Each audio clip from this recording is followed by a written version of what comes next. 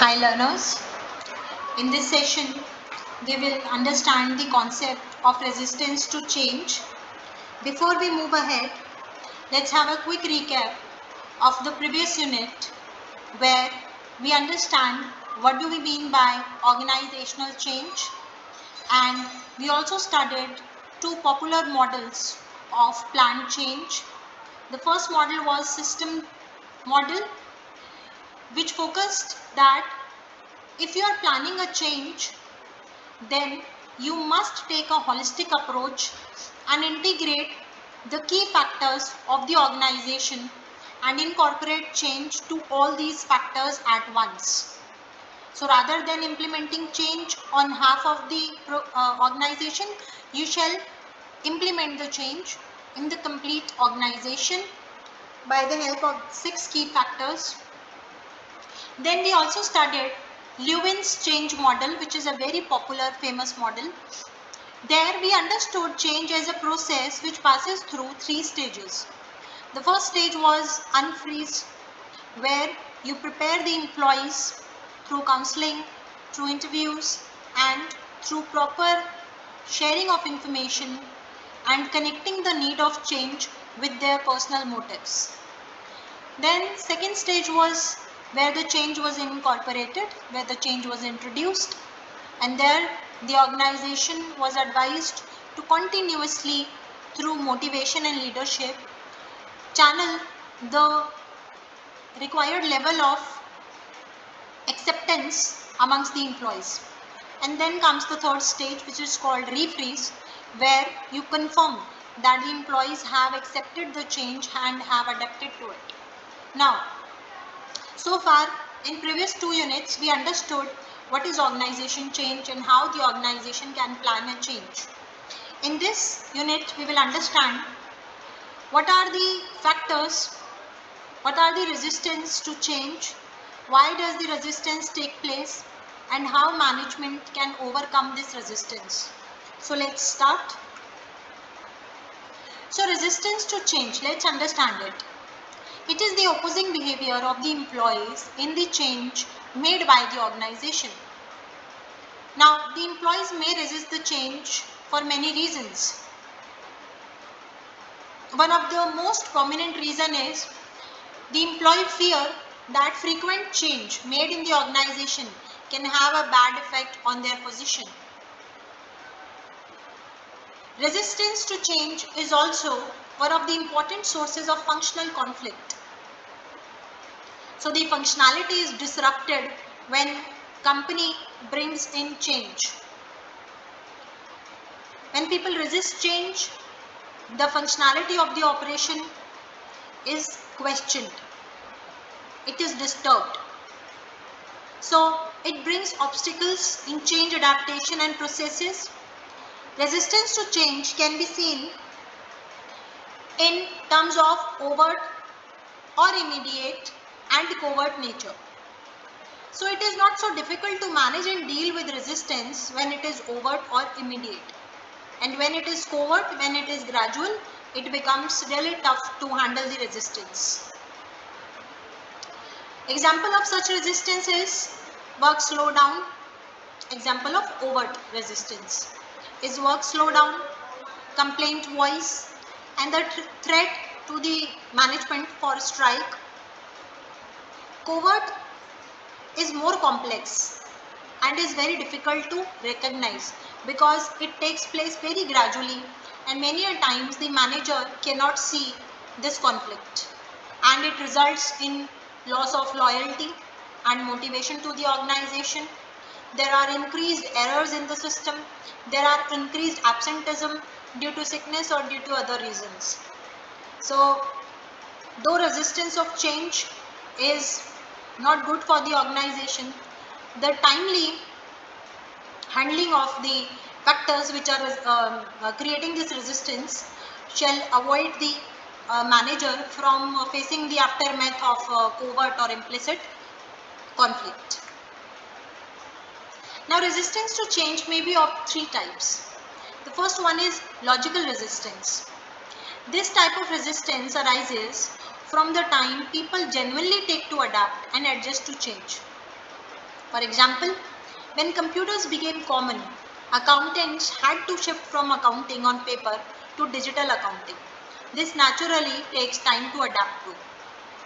It is true. Even in India, when computers were introduced in 80s, late 80s, so the public sector employees were introduced to this change first, and they did not welcome it at once because they have been for years working on registers manually and recording all the data, and now suddenly they have to work on machine which runs on applications, and they find it very difficult to understand. Also they had other fears also. So the second type is psychological resistance.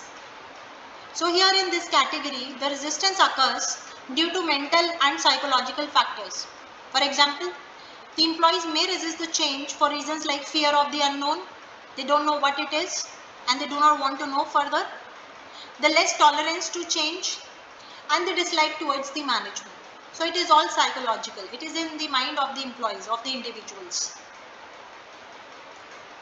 The third type is sociological resistance.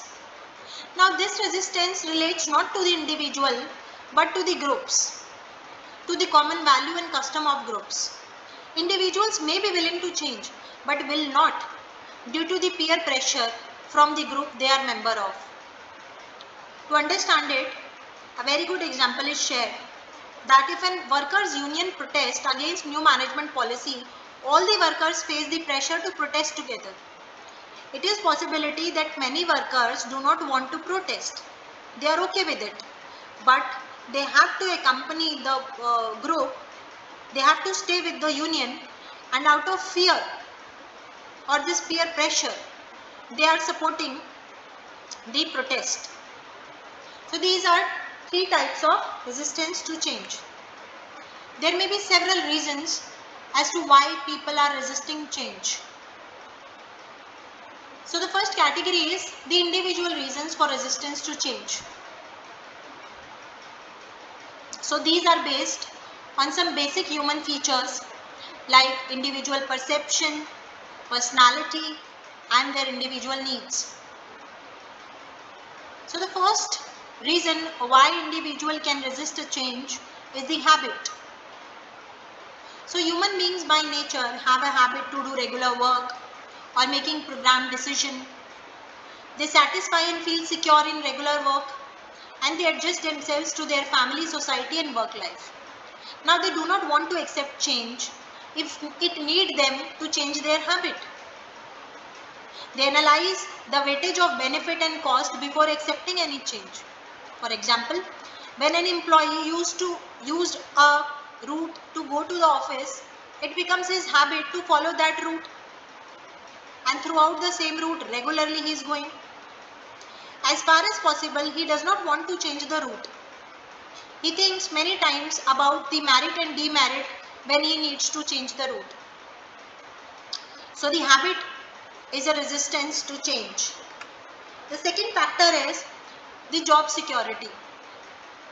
It is generally found that majority of the employees resist change because they think that this change is a threat to their job. Then they lose their job if this change takes place. And this is one of the most experienced reason why people resist change, why they do not accept it. So they find security in the job they are possessing and the system they are working on. In case of the management of the organization plan to change the present work system, many employees would feel that it may pose a threat to their job security. For example, when the computer system was introduced in traditional Bank of Nepal, at the primary stage many employees resisted that change by feeling job security. So they did not want to work on computers because they thought the computers might replace them. The another factor is economic factor. So whatever economic gain you are experiencing, and the fear of loss of such economic gain can make people hesitant or resistant towards the change. Many people believe that change would bring complexity. It becomes difficult for them to adapt to changing system and procedures. They may fear a reduction in responsibility and working hours, and due to which remuneration will be automatically minimized. So the economic factor could also be one of the factors for change resistance. Another one is fear of unknown. Now, any kind of change brings new knowledge and system in working procedures. People who have limited knowledge, who lack creativity, and who do not want to initiate, they may feel fear of the unknown if any change occurred in the workplace, co-worker, or in a working setting. They feel difficult to make decision to accept change. For example, when computer system was introduced in Nepal, employees of many organizations feel difficult to accept computerization because of the fear of unknown. So people do not want others to know that they do not know this new thing. So they do not want to work on computer, they do not know how to operate computer. This fear of unknown was the major reason, not even in Nepal but also in India, the same fear was felt when the computers were introduced in 80s. Another reason is selective information processing. So individuals, they shape their world through their perception. Every individual has different perception. You cannot say that a group of engineers working on a project all will have same perception towards the project, towards the strategies they are adopting, towards the resources they are using, towards the activities they are performing, towards the resources they are, whatever. So they have different perception. If one says solution A will help solve the problem, another might think solution B will help solve the problem. So when something is selected in the processing of information, people do not want to divert their perception towards others. So there is a saying that it depends on your perception, because in the same plant, some sees flowers of rose and they ignore those thorns, and others sees the thorns only and they ignore the beauty of roses, the flowers. So it is the perception lies with the beholder. So these employees, they ignore the information which challenge the world they have created. Therefore, when any change occurs in working procedure against the perceived world, people resist the change. So selective information processing, where you are not receptive for all kind of information, rather you are very selective, and this selection of information is based on the previous learnings also, and your attitude towards that object or situation or person, that people resist change. So these were the individual reasons why people resist changes. Now let's understand the organizational reasons. So these reasons reside inside the organization. These reasons are found inside the organization which uh, make an employee resistant toward the change. So the first one is structural inertia. Every organization has their own structure. They have their own system to maintain the stability in performance, both organizational performance and employee performance. So according to their structure, they have their own specific procedures for several functions. For example, they have procedures of how they are going to select the applicants or employees, how they are going to train them, what kind of role they are designing, and other socialization techniques. Now employees, they have a formal job description and they have to follow these specific rules and procedures for the completion of a given job. Now when the organization is confronted with the change, this structural inertia acts as resistance. So in other words, we can say that when an organization starts the functions, starts the operation, they have some set procedures and they have some set guidelines which are followed by these employees. and they now know the only mechanism, which is the procedure laid down by the organization. Now when the change is introduced, so now the older procedures and the previous guidelines or the protocols, they contradict with this new requirement of change. This create the difference of inertia, incompatibility, inability of the organization to work during the change.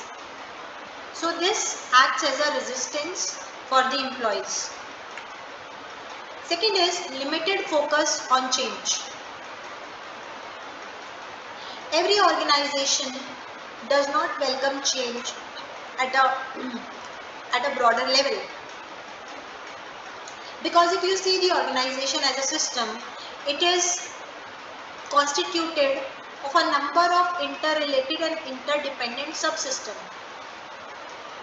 When we say these subsystems are interconnected and interdependent, then the effect on one subsystem will affect the other subsystems also. For example, the computerization of the financial system may become ineffective if other systems of the organization remains unchanged.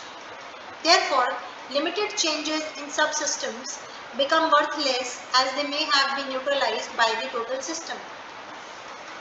For example, if the organization is planning to shift to an upgraded version of software and they introduced this change only to one department. Let's say they introduced this change initially to finance department only. So now the finance department team or employees can work on this system, this new software very well.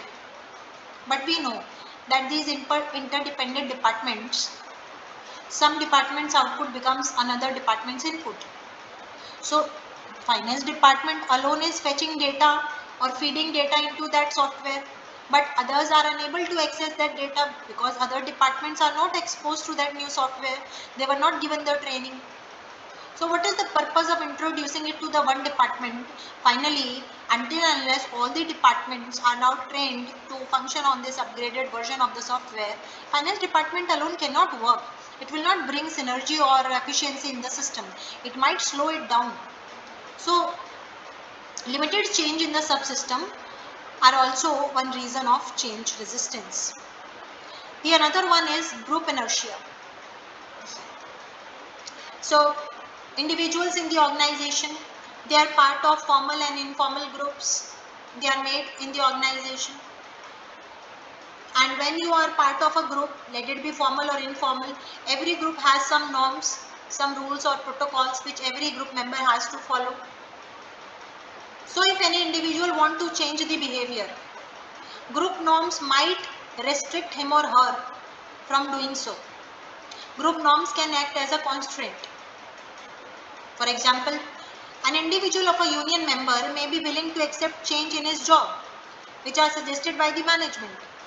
But if the union norms dictate resisting any change made by the management, the employees will resist the change in their job because they cannot leave their group. So group inertia is also a change resistance factor. Another reason is threat to expertise. The fear to lose the importance of job is one of the reasons for resistance to change. Many times, these expertise of one specialized groups, they are threatened that my expertise may be given to another one. So one group of expertise may have a fear of loss of a job, demotion, less economic gains due to change in the present working system. For example, managers and supervisors of traditional attitude do not want to decentralize the authority and responsibility by feeling that it may reduce their expertise and importance in the organization. So this is also one of the reasons, and you will see this factor prevailing in many organizations, in many indigenous organizations also, public sector also, where bureaucrats who believe in power who believe in procedures. They would not like to welcome change because they know that their importance will be demeaned. Another factor is threat to established power relationship. Any delegation of decision-making authority to subordinates may re-establish the power relationship within the organization. Managers who always want to remain in power do not want to accept change, as it may reduce their status in the organization, even if that change is beneficial for the organization.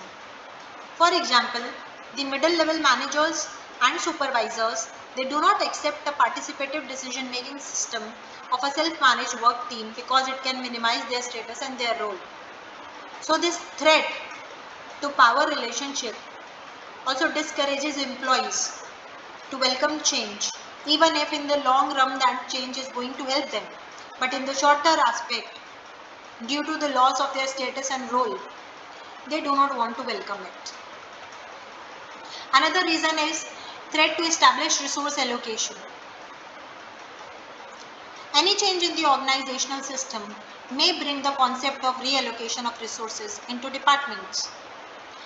The departments or groups in the organization that uses more resources often see change as a threat.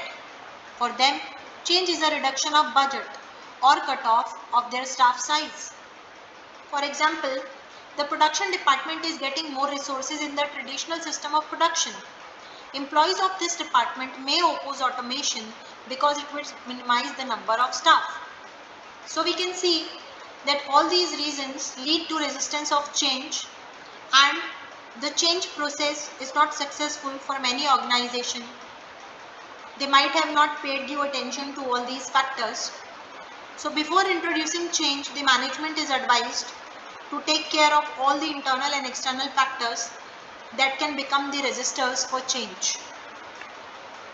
How organization can overcome resistance? It is very important for the manager to come up with the strategies which he can use, the approaches he can use to deal with the resistance of change.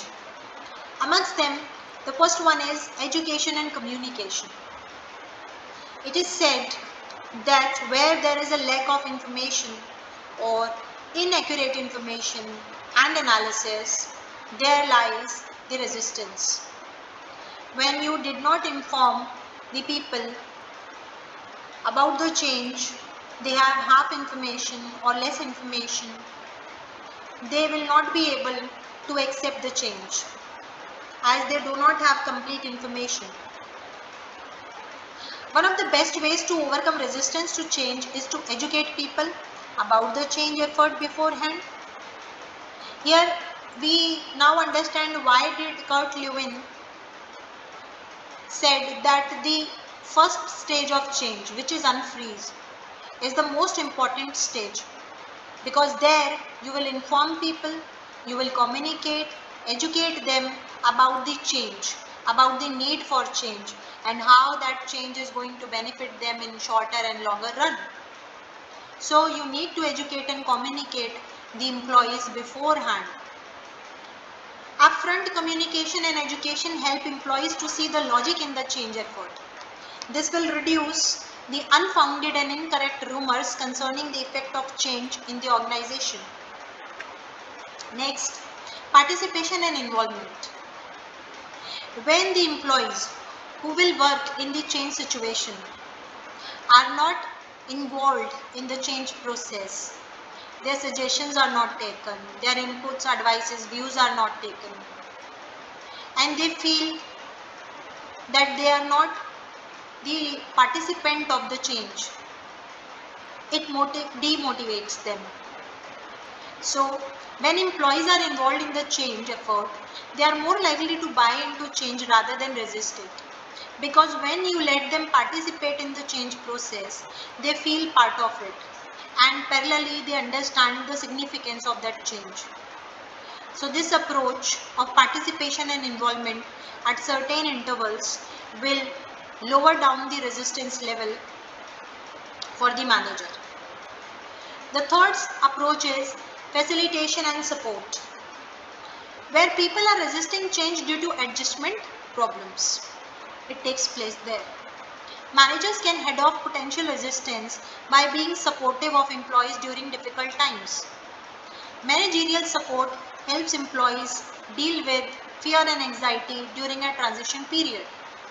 So the basis of resistance to change is likely to be the perception of the employees that some form of destructive effect by the change may take place in the organization. So how a manager can support the staff?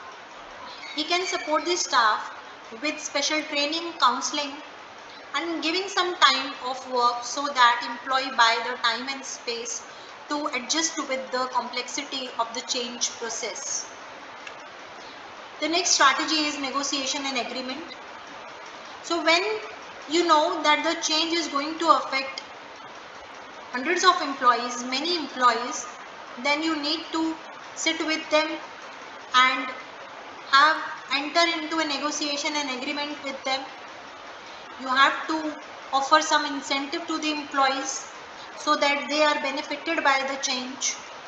This can be done by allowing the change resistors to veto elements of change that are threatening, or change registers can be offered incentive to leave the company through early buyouts or retirement in order to avoid having to experience the change effort.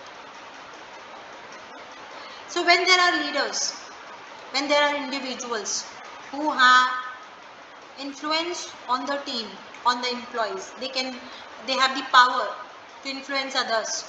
They can become the main change resistors. So you need to negotiate with those change resistors and enter into some agreement, some mutual agreement where they are also benefited and they stop resisting the change and stop influencing people from not welcoming change. Then the next approach is manipulation cooperation. Where other tactics will not work or are too expensive, manipulation and co-option also works. Here, let's not see manipulation as a negative context. Manipulation is when you, in direct conversation, are unable to connect the benefits of change for employees' benefit. There you have to have a manipulative diplomatic tongue to make them understand in another way about the change benefits. Co-option involves the patronizing gesture in bringing a person into a change management planning group for the sake of appearance rather than their substantive contribution. So you select the leaders who can change the outlook of employees towards change. So these leaders throughout help the manager because they influence the followers, and the employees are believing in the leaders and they will also then support the change process. So you can manipulate the resistance this way also. Now, when you want to overcome the problem of resistance, you can handle it at two levels, at individual level and at group level. At individual level, the manager can make several efforts like participation and involvement. We just discussed it, that in order to win the trust of the employees towards the change, their doubts and objectives should be removed. These individuals should be given enough chances and they should feel they are also part of change process. Effective communication can help in overcoming the resistance. You need to educate the workers timely and give them sufficient information about the change. So all this will help or persuade the employee about the necessity of change, and once persuaded, they may actively want to have the change. At a group level, what efforts can be made by the manager is that you have to develop the group cohesiveness among the group members. The group members shall interact with each other. If it is done at a group level, this synergy will be developed. So rather than introducing change individual to individual, the strategy should be changed to group. Darwin Cartwright has identified few features of groups for overcoming resistance to change, like if both the change agent and people target for change belong to the same group, the role of group is more effective. So the change agent who will bring the change, this change agent could be the manager, it could be the leader also, and the employees who are going to work in that change situation. If they are part of the same group, then the cohesion will be more and the resistance will be less. They all will talk to each other about the change. The change agent can tell them the benefits, can convince them over the change, and the resistance will be less. Second, if the people have more cohesiveness and strong belonging to the group, change is easier to achieve. Also, the more attractive the group is to the numbers, the greater is the influence of the group to accept or resist a change. So, at group level, these efforts can be made. So, management should consider the group as the basic unit of change. Group interaction should be encouraged. It should be provided full information by the management. The management should also explain the rationale of change and try to convince that the interest of the group members would not be adversely affected. So, in this session we understood what are the sources for resistance of change and how at individual and group level the management can address the change resistors and handle them wisely in time so that their change process is not delayed and it is implemented successfully and overcoming all the barriers of change resistance. So that is all for this session. Thank you.